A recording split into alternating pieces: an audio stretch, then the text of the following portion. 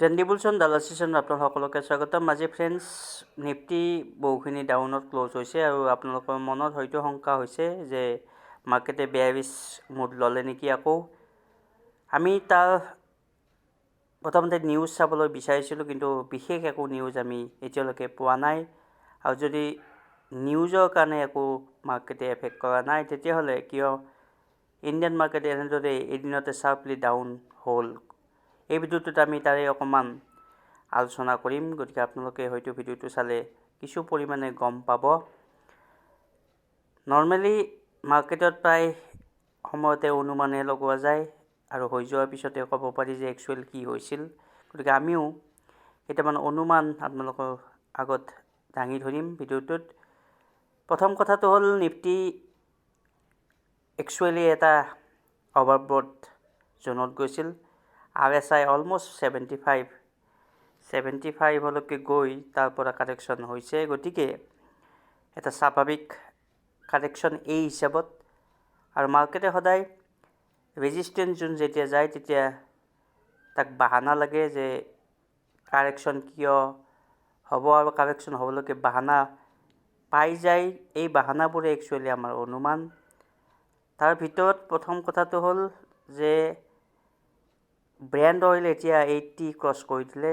আজি দিনত আপোনালোকে দেখিছে গ্ৰেজুৱেলি ওপৰলৈকে গৈ আছিল ব্ৰেণ্ড অইল। ইণ্ডিয়ান মাৰ্কেটত ব্ৰেণ্ড অইলৰ এটা ভাল ভূমিকা আছে। ব্ৰেণ্ড অইল কমত থাকিলে ইণ্ডিয়ান মাৰ্কেট ওপৰত থাকে, ব্ৰেণ্ড অইল ওপৰত গ'লে ইণ্ডিয়ান মাৰ্কেট কাৰেকশ্যনত আহে, এটা কথা। নেক্সট যদি আমি চাবলৈ আহোঁ FI আৰু DI, আপোনালোকে হয়তো যিসকলে লং টাৰ্ম ইনভেষ্টমেণ্ট কৰে তেখেতসকলে জানে ডিচেম্বৰ মাহত যিবোৰ FI তেখেতসকলে একচুৱেলি মাৰ্কেটত পাৰ্টিচিপেট নকৰে ভালদৰে, প্ৰথম অৱস্থাতে ওলাই যায়। কিন্তু এইবাৰ প্ৰথম অৱস্থাত এইকাৰণে FI ওলাই নগ'ল যে মাৰ্কেট অলৰেডি বাইং জোনত আছিল, ছাপৰ্টত আছিল। আৰু আমি আগতেও এটা ভিডিঅ' বনাইছিলোঁ।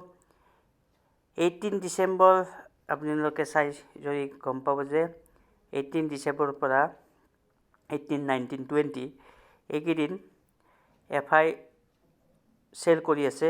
আৰু এট দ্য ছেইম টাইম আমি যদি DI ডাটা চাওঁ, DI বাই কৰিছে। DI যদি চাওঁ বাই কৰিছে, যে আপোনালোকে দেখিব 20ত আজিও বাই কৰিছে, 19ত বাই কৰিছে, 18ত বাই কৰিছে। গতিকে এইটো এটা সংকেত। FI চেল কিয় কৰিছে? ডিচেম্বৰ মাহত FI চেল কৰে কাৰণ খ্ৰীষ্টমাছ আহি আছে 25th, খ্ৰীষ্টমাছ দুৱাৰদলি পালেহি। গতিকে প্ৰথম অৱস্থাত ডিচেম্বৰ মাহত FI যদিও আগতে ওলাই যায়, কিন্তু এইবাৰ যাব সুবিধা নাপালে, কাৰণ মাৰ্কেটত যিহেতু বাইং অৱস্থাত আছে, টকা এৰি কোনেনো ফুৰিবলৈকে যাব। গতিকে অকণমান তেখেতসকলৰ লেট হ'ল। কিন্তু এতিয়া হয়তো 25th যিহেতু 24, 25th আহি আছে, খ্ৰীষ্টমাছ আহি আছে, গতিকে এতিয়া তেখেতসকলে হয়তো মাৰ্কেটৰ পৰা কিছুদিন বিৰতি ল'ব। আৰু সেইকাৰণে মাৰ্কেটে আজি কিছু কাৰেকশ্যন হ'ল। আৰু কাৰেকশ্যন কিয় হ'ল? ৰেজিষ্টেঞ্চত আছে অলৰেডি। FI যদি 20,500 মানত সোমাইছিল বুলি ভাবে, তেতিয়াহ'লে 1000 পইণ্ট অলৰেডি তেখেতসকলে পালে। গতিকে তেখেতসকলে প্ৰফিট বুকিং কৰিছে। গতিকে এটা নৰ্মেল প্ৰফিট বুকিং FI ক'ব পাৰি। কিন্তু যিহেতু FI প্ৰফিট বুকিং কৰিলে, DI সেই সময়তে চান্স লৈ বাইং কৰিলে, আৰু বাইং কৰিছে যিহেতু মাৰ্কেটে নিশ্চয় আৰু বহুত তললৈকে নাযায়। কিন্তু এইখিনিতে এটা কথা ক'ব লাগিব, US মাৰ্কেট আজি এতিয়া খুলিব। US মাৰ্কেট এতিয়া বহুত ওপৰত আছে, অল টাইম হাইট আছে, অভাৰবট জোন তাতেও আছে। কিন্তু তাত যদি কিবা কাৰণত কাৰেকশ্যন আহি যায়, তাৰ এফেক্ট আকৌ ইণ্ডিয়ান মাৰ্কেটত পৰিব। তেতিয়াহ'লে ইণ্ডিয়ান মাৰ্কেটে আকৌ কিছু কাৰেকশ্যন ল'ব পাৰে। আৰু যদি সেইটো নহয়, US মাৰ্কেটত যদি কাৰেকশ্যন নাহে, তেতিয়াহ'লে ইণ্ডিয়ান মাৰ্কেটে মোৰ হিচাপত যিটো ষ্টেজ আজি আহিলে তাত ৰৈ বা অকণমান তললৈকে গৈ আকৌ ওপৰলৈকে আহিব। কিন্তু আগৰ যিটো আমাৰ টাৰ্গেট আছিল 22,000, সেইটো হয়তো অকণমান ডিচেম্বৰত প্ৰব্লেম হ'ব পাৰে। আৰু যদি হয়ো ক্ৰছ নকৰে, তাৰ ওচৰে পাজৰে থাকিব পাৰে। গতিকে আমাৰ টাৰ্গেট আজি মাৰ্কেট ডাউন হোৱাৰ ফলত আমি চেঞ্জ কৰিবলৈকে বাধ্য হৈছোঁ। গতিকে আপোনালোকে যদি ট্ৰেণ্ডিবুলছন ডালাৰশ্বিপ ফ'ল' কৰে বা আমাৰ হোৱাটছআপ গ্ৰুপ ফ'ল' কৰে, আমি তাত কৈ আছিলোঁ 22,000 টাৰ্গেট, সেইটো অকণমান ৰিভাইজ কৰিবলগীয়া হৈছে। আন এটা ৰিজন হ'ল COVID-19 আকৌ কিছু পৰিমাণে আহিছে। কেৰেলাত অলৰেডি কেইজনমান মানুহ ঢুকাইছেও আৰু লাহে লাহে বিস্তাৰ হৈ আছে। আজি ইউনিয়ন হেল্থ মিনিষ্টাৰে মক ড্ৰিল ষ্টাৰ্ট কৰি দিছে, গতিকে এইটো এটা ৰিজন।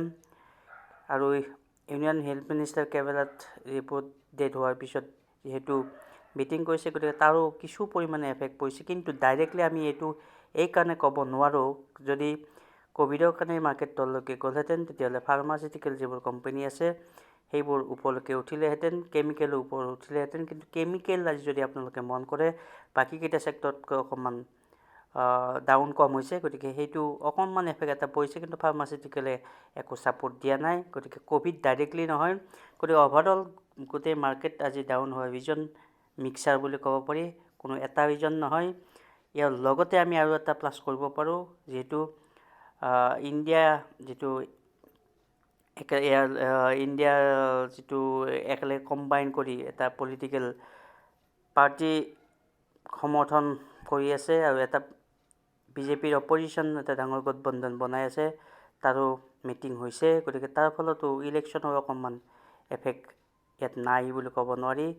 গতিকে ইলেকশ্যনৰ এফেক্টৰ কাৰণে আপোনালোকে দেখিছে আজি হয়তো গভমেণ্ট কোম্পানীবোৰ যিবোৰ আছে সেইবোৰ ডাউন গৈছে, আৰু অলৰেডি গভমেণ্ট কোম্পানীবোৰ বহুত ওপৰলৈকে গৈছিল, গতিকে তাতো কাৰেকশ্যন হোৱা ঠাই আছিল, গতিকে তাতো প্ৰফিট বুকিং হৈছে।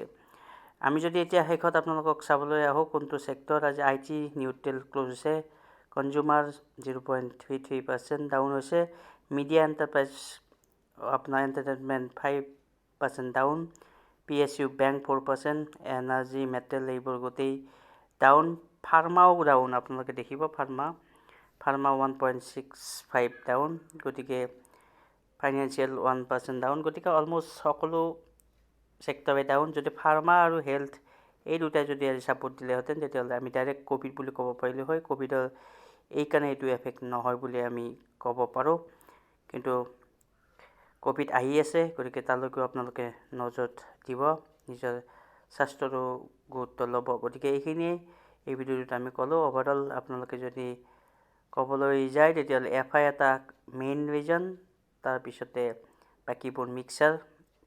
গতিকে অহা দিনত আপোনালোকে US মাৰ্কেট চাওক, US মাৰ্কেট যদি কাৰেকশ্যন নহয় ইণ্ডিয়ান মাৰ্কেটে ইয়াত কিছুদিন হ'ব পাৰে আৰু তাৰ পৰা ৰিকভাৰী হ'ব পাৰে, আৰু যদি US মাৰ্কেটে ছাপোৰ্ট নিদিয়ে তেতিয়াহ'লে ইণ্ডিয়ান মাৰ্কেট আকৌ কিছু কাৰেকশ্যনলৈকে যোৱাব পাৰে, আৰু 2000 হয়তো ডিচেম্বৰত নাহিব পাৰে। ধন্যবাদ।